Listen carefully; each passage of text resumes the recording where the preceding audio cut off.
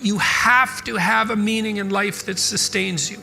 Life is a serious business. You're all in. It's a fatal business, right? Everyone's in it up to their neck. And you need a meaning that can sustain you through that. And that's to be found in responsibility. We all know this, that it's better to live courageously than cowardly. Everyone knows that. That's what you teach people that you love.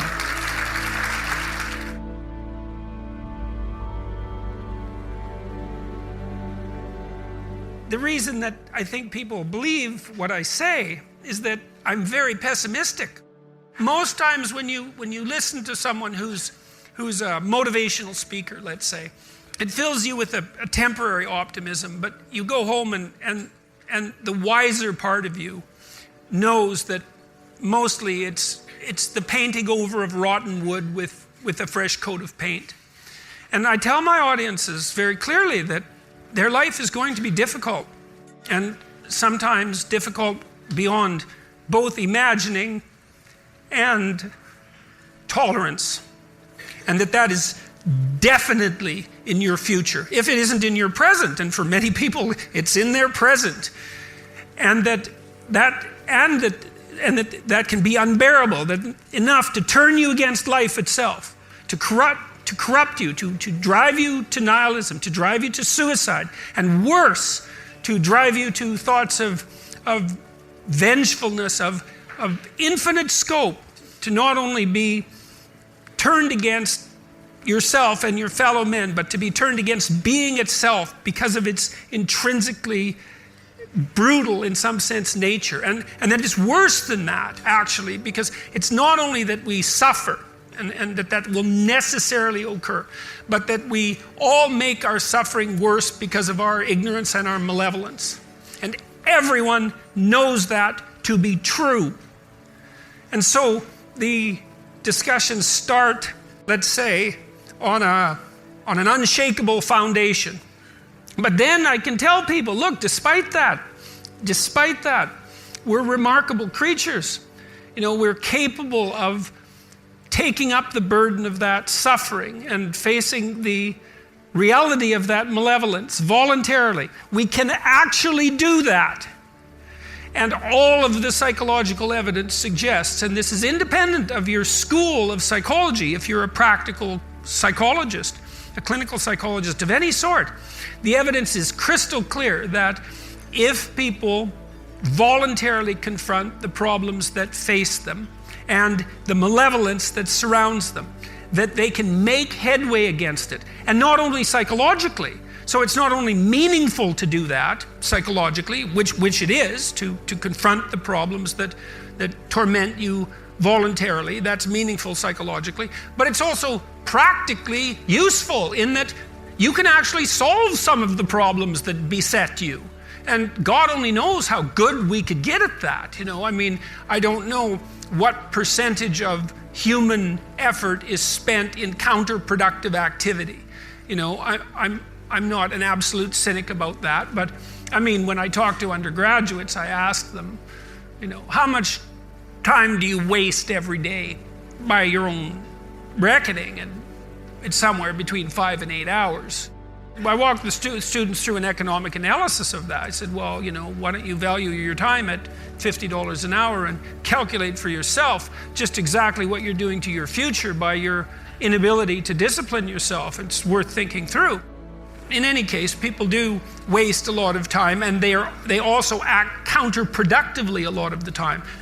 Regardless, we do make progress, and we can thrive under the difficult conditions that make up our lives, and we can resist the malevolence that entices us. That's within our power, and we don't know the limits to that. And we also know that it's better to, we all know this, that it's better to live courageously than cowardly. Everyone knows that. That's what you teach people that you love.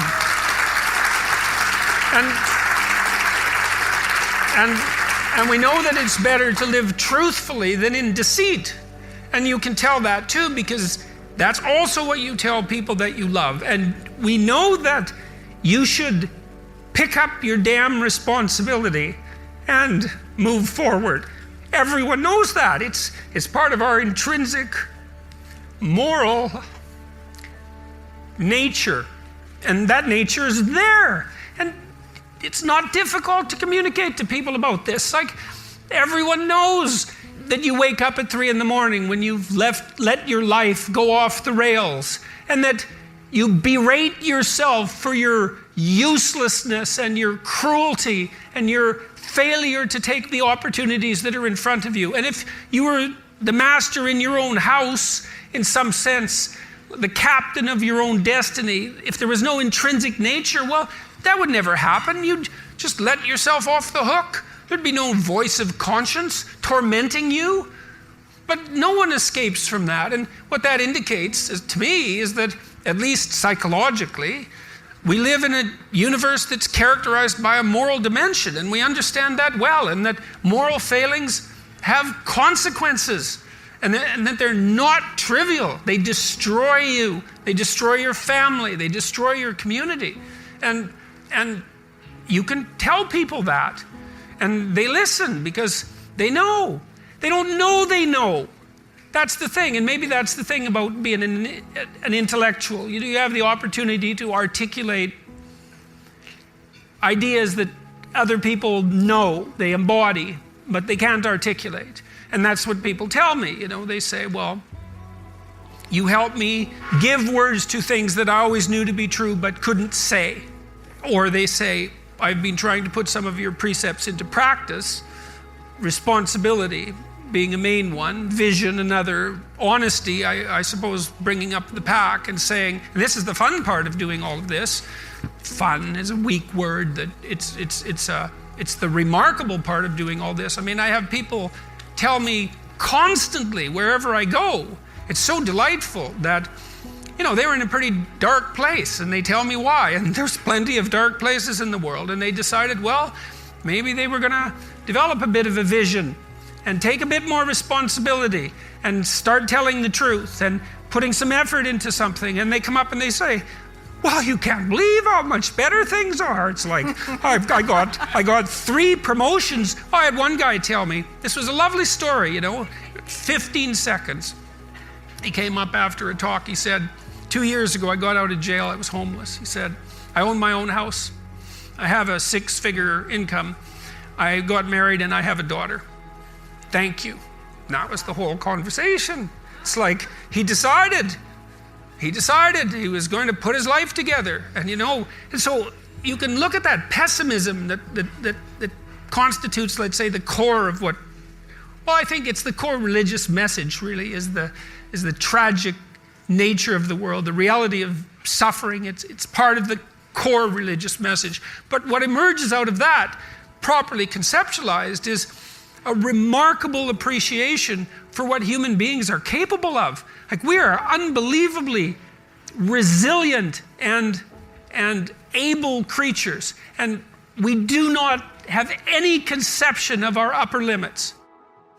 I would say for the last 45 years, we've told, psychologists have been certainly to blame for this, at least in part, you're okay the way you are. That's what we tell young people. Oh, you're okay the way you are. It's like, and there's nothing worse than you can tell someone who's young than that, especially if they're miserable. Oh, I'm miserable and aimless, and sometimes I'm suicidal and I'm nihilistic and I don't have any direction in your life. In my life. It's like, well, you're okay the way you are. They don't want to hear that. They want to hear, look, you're, and this, you're useless. You haven't got started. You've got 60 years to put yourself together, and God only knows what you could become. And that message is so much more, it's so funny because it's such an attack, but it's so positive. Because there's faith there in the potential that makes up the person, rather than the miserable actuality that happens to be manifesting itself at the moment. And young people respond extraordinarily well to that. And you know that if you're a parent and you love your your child, your son, your daughter, what you're trying to foster is the best in them. You want that to manifest itself across the course of their life. You want them to become continually more than they are, to see what they could be. And I think that's part of the great message of the West, is that's the ethical requirement of individual being in the proper sense, is to constantly note that you're not what you could be, to take responsibility for that, and to commit yourself, like body and soul, to the attainment of that ideal. You have to have a meaning in life that sustains you. Life is a serious business. You're all in. It's a fatal business, right? Everyone's in it up to their neck.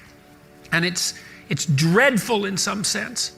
And you need a meaning that can sustain you through that. And that's to be found in responsibility. And that's something that we have not communicated, I don't think, well to ourselves, but we certainly haven't communicated it to young people. It's like, well, you're lost. There's reasons that you could be lost, and they're real. You know, God only knows what terrible things happen to you in your life. It's like, how are you going to get out of that? Well, not by pursuing impulsive happiness. That is not going to work. Not by thinking in the short term. Not by thinking in a narrowly selfish manner either, but by taking on the heaviest load of responsibility that you can conceptualize and bear. That will do it. It'll do it for you. It'll give you a reason to wake up in the morning. It'll give you a balm for your conscience when you wake up at night and ask yourself what you're doing with your life. It'll make you a credit to yourself and to your family, and it'll make you a boon to your community. And more than that, there's more than that. You know, it's said in Genesis that every person is made in the image of God. And there's an idea in Genesis that God is that which confronts the chaos of potential with truth and courage. That's the logos. And if we're made in the image of God, that's us. That's what we do, is we confront the potential of chaos, the future, the unformed future. We confront that consciously, and we decide with every ethical choice we make what kind of world we're going to bring into being. We transform that potential into actuality. And we do that as a consequence of our ethical decisions. And so it's not only a matter of putting yourself together and putting your family together, putting your community together. It's a matter of bringing the world in its proper shape into being. And I truly believe that that's the case. And I believe that we all believe that. Like, we hold ourselves responsible. You know that if you've made a mistake with your family, you know, because you were selfish or narrow-minded or blind in some manner, that you regard yourself as culpable. You could have done otherwise. And now you've brought something into the world that should not be there. And it's on you. We hold ourselves responsible in that manner. And so what that indicates to me is that in a deep sense we believe that we are the agents that transform the potential of being into reality. And that is a divine, if anything, links us with divinity. It's our capability to transform what is not yet into what is. And the other thing that happens, and I'll stop with this in Genesis, and this is so interesting, it's so fascinating, is that as God conducts himself through this enterprise of the transformation of potential into actuality, he stops repeatedly and says, and it was good. And that's a mystery. Why is it good? And the answer is something like, well, if you conduct yourself with the courage that enables you to accept your vulnerability, which is no trivial matter, and if you're truthful, then what you bring out of potential is what's good. And that sets the world right. And that's up to us. And to me, that's the great story of the West. That's why we regard ourselves as sovereign individuals of value. That's what we are. And we need to know that, to take ourselves seriously and to act properly in the world.